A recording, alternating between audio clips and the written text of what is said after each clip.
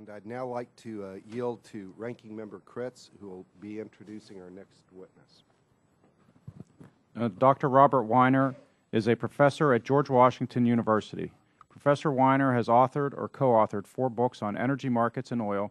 He has also authored more than 50 articles on environmental and natural resource economics, focusing on energy security, risk management, and the oil and gas markets and companies. Professor Weiner's current research interests include financial innovation in commodity markets, oil and gas trading, and risk management in the oil and gas industry. He received his Ph.D. in 1986 from Harvard University and has been at George Washington since 1994, serving as chairman of International Business Department from 2001 to 2005. He is currently associate director of the Global and Entrepreneurial Finance Research Institute at George Washington. Dr. Weiner.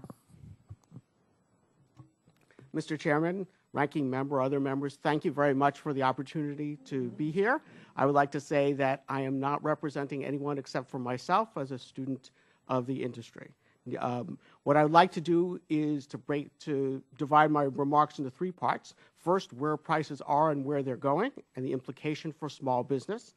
Second, political risk and the impact of political risk, including political risk in the United States, on investment in the oil industry, oil production, and eventually prices. And third, time permitting, the causes of the underlying increase in oil prices. First, the key question for everyone, especially for small business, is how to adapt to higher and more volatile prices. In order to figure this out, we have to get a sense of where prices are going and also where they're likely to be in the future. In an industry in the United States that produces over 5 million barrels a day, the average well produces 10 barrels a day. So I'd like to remind the people here that the small business that we discussed includes the oil industry. There are many small businesses in the oil industry, both in conventional oil, but also in the newly emerging technologies that will be important in the future, such as shale and services for the deep water exploration. In order to look at forecasts, we need to get a sense of what the market thinks. I'm not a forecaster, but I'm a consumer of oil price forecasts. And the advantage of the market forecasts are 3. The first is that they're widely available. And like some of the best things in life, they're actually free. You don't have to pay for them. Second is they reflect the consensus of many, many small buyers and sellers in the market, putting their own capital at risk and their client's capital, and they will lose if their forecasts are wrong. And then finally, the tendency of these forecasts to be right on average. In other words, these forecasts are unbiased. Whatever the forecast is for the end of the year, which is about $105 a barrel, the chances are equal that it will be too high and too low. What the forecast tells us is 4 things. First, that people expect the price increase to be permanent, where permanent in my world means 6 or 7 years.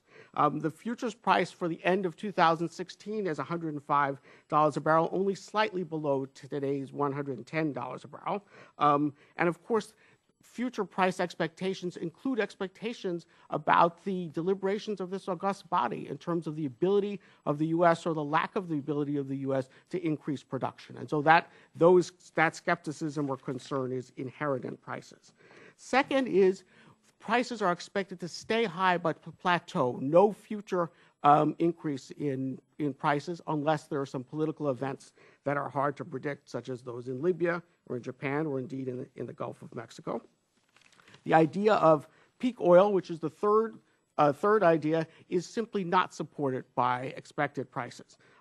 Peak oil suggests we're running out of oil. I think we've seen the entrepreneurship and the ingenuity and technology of business in the United States, the ability to, at least for now, to stay well ahead of the battle against depletion and to be able to increase, if allowed by regulation, our domestic energy production.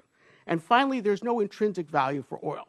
All of us who may have hoped that just because prices are higher than historically now means that they will go back to previous levels, the forecast says that they will not.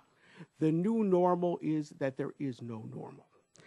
Because I'm running out of time, I'd like to switch to talk about political risk. Political risk restricts investment at all levels. Political risk is not something that we think about just for a country like Libya or Iraq.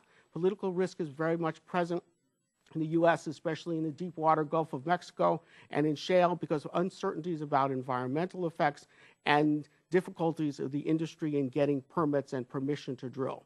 Right now, an enormous amount of industry capital is tied up essentially doing nothing, very little, wondering when permits will be issued. The industry has long been able to deal with regulation and taxes as long as it's clear.